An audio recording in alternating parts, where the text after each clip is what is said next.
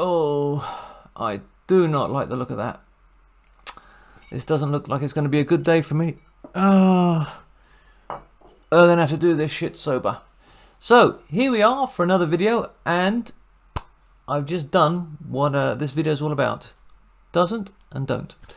So, let's use something a little less controversial than whiskey. Ever seen this product?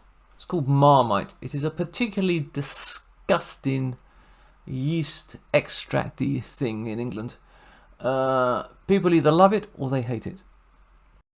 But it's a good way of using the example of don't and doesn't. So, here's a rough breakdown for your whole don't thing.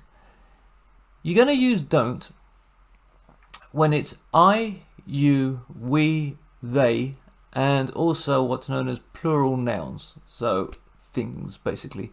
And yes, I am reading notes under the camera because there's no way I'm going to remember all this crap off the top of my head. So, for example, I don't like this. I could say you don't like this. We don't like it.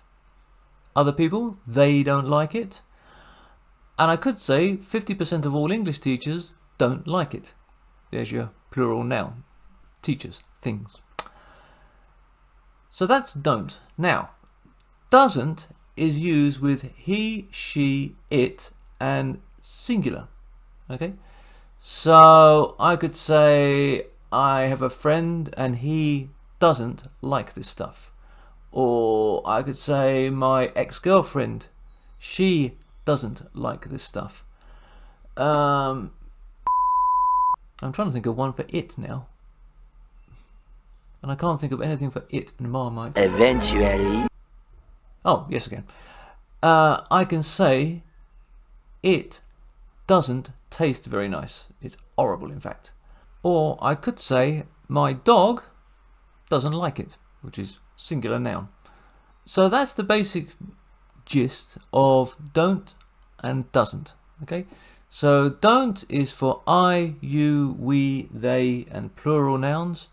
Doesn't is he, she, it, and singular nouns. Noun is basically a thing, whether it's plural or singular. Okay. So yeah, and if anyone wants to ever try this stuff, have an ambulance on standby. It is vile.